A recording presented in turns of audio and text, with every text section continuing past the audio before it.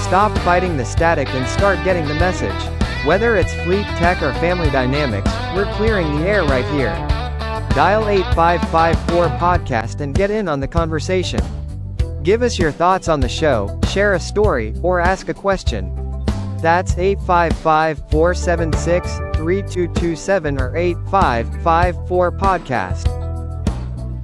Hey there, and welcome back to another episode of the FamBoss Frequency. My name is Chris, and I'm your host. And our little computer buddy there, I guess they struggle with what 855. The number's 855, the number 4 podcast. So leave us a message. I'd love to hear from you. And we've gotten a couple messages so far. All good information, good feedback. And I actually had one interesting question from somebody that I never really thought of in that particular perspective. I'll share that call with you one day because it ties into something we're going to talk about later on, either this week or next week. So either way, all good, my friend. So today's episode is something that I have struggled with all my life, and it's something that I really thought would kind of, I feel like is going to be a topic that a lot of us don't want to talk about or really never thought about, but we don't want to be guilty of it ourselves. So movement versus momentum. So you can move all day long and gain nothing. You can drive a car around a parking lot 15 miles and have gone nowhere but around said parking lot. So what is a truck in the mud doing for you? Nothing. So you can have an engine pinned and the tires screaming, but if you're not moving forward, you're just digging a grave for your own productivity. And in business, redlining the engine doesn't always mean you're winning. So today we're going to take a look at that momentum versus movement situation. And I have been guilty of this so many times myself, where I'm like, oh, I'm getting stuff done. I'm really, no, not really. I'm really not. And so that's why I say, let's be, realistic with what we've got going on in our lives. So how many times do you get to work and you check your email and you start rearranging your desk, scrolling for inspiration, and you're doing all the things you've always done? I gotta check my messages, and I call this guy back and that. What are you actually accomplishing? What are you actually doing? So, if I've got a driver that's just on a long route just to stay on the road, we're just burning fuel and wasting time. And he's not burning his fuel and wasting his time. He's burning my fuel and wasting my time. So that's one of the things that we help businesses with every single day is, getting guys from A to B the shortest distance possible, using the most efficiency humanly possible. So all that to say this, we use that same policy and everything else that we do in that aspect of our business. But don't just take my word for it. The titans of tech, boy, that is a mouthful, and I've practiced it 1,001 times. The titans of tech, Elon Musk and our good friend Steve Jobs, I think have been pretty successful. It's hard to argue with what Apple has been able to accomplish. And if you've ever seen the movie about Steve Jobs, it's absolutely amazing. Elon Musk doesn't have a movie because I guess he hasn't had time to do one yet, but one day somebody will. But Elon Musk operates under a pretty simple algorithm. He has a 5-step process and everything that he does, but his first rule is delete the requirement. He believes success looks like stripping away everything that is not essential. If you're moving on a task that shouldn't even exist, you're already failing. So I think that's an interesting way when you start planning your day, like how much of this do I actually need to be doing? And then you just kind of have to work yourself backwards. Now, Steve Jobs, on the other hand, Jobs famously said that that focus isn't about saying yes to the thing you're doing.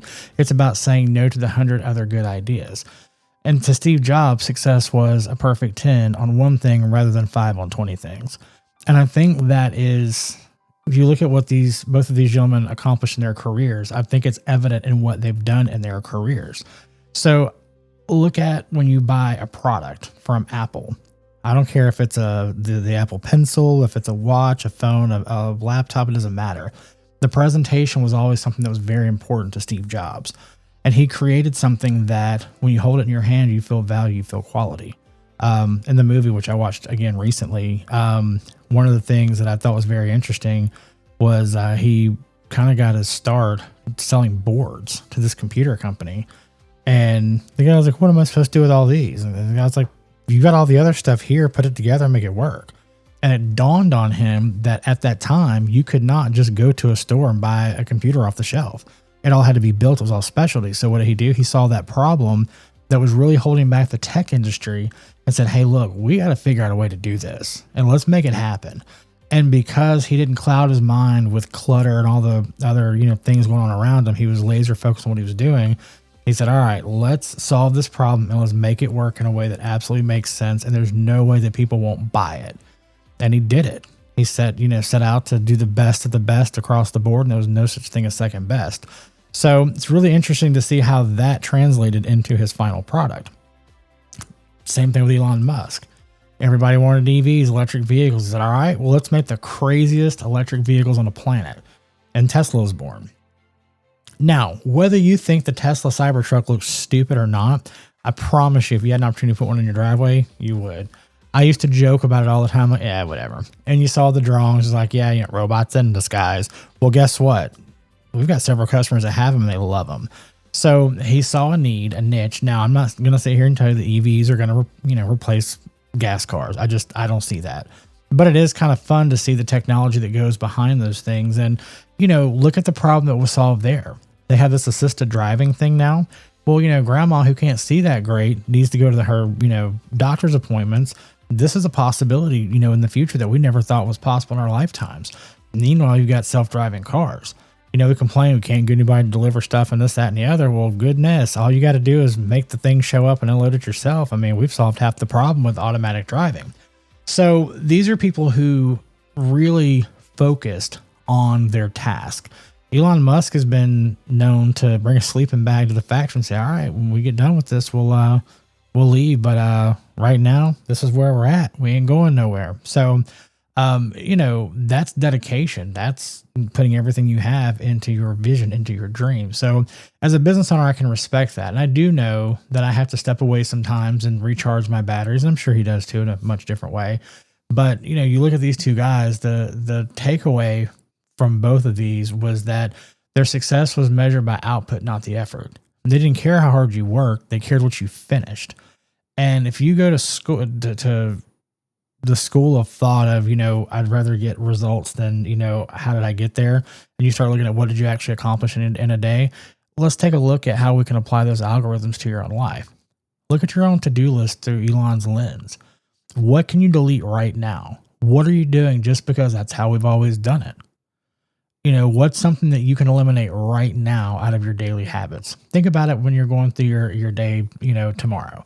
Just what are you doing that just doesn't make any sense? Well, I've always done it this way. Yeah, but why? Now, the other thing, the jobs filters, as I like to call it, pick your one big thing for the day. If you get that done, the day is success. Everything else is a bonus. Pick something you can win, get that early win. Because I'm here to tell you, working with a lot of different people in my sales career, when you get an early win, whether it's in the sales process, whether it's just showing up to work and clocking in on time, it sets the tone for the rest of the day. And just like, our GPS logic, when we do, the GPS tracking side of the world, we want to make sure we're going from A to B as efficiently as possible. We don't want to, side trip here and stop in there and, chit chat with the toll booth guy and, go to the gas station, get a cup of coffee and sit around. No. We want to make sure that our people are going A to B. That's the purpose of the GPS tracking. It's not to track the people and make sure that, they're there. No, it's efficiency. That's what it's all about. So when you have busy work in your routine, your internal alarm says, oh, that's busy work. Let's not do that. My mother's a kindergarten teacher for years, and she's like, yeah, I used to pass out, coloring sheets just to fill time. Now you can sit here and draw the line and say, oh, well, it's, it's creating, their mechanical skills and this, that, and the other, blah, blah, blah. No, they just had crap to do, and it is what it is. So look at your strategy today, kind of see how things look in your business and your organization. Whether you're building rockets or running a service business, stop spinning your tires and let's shift the gears into a method that actually bite. So what's one task you're going to delete from your schedule today? Call us at 855-4-PODCAST. That's 855-4-podcast. And let us know something that you think you can remove from your schedule today to make your life that much better. Check out our sponsor at dccipro.com to see how we can help you track what actually matters and keep your business communicating.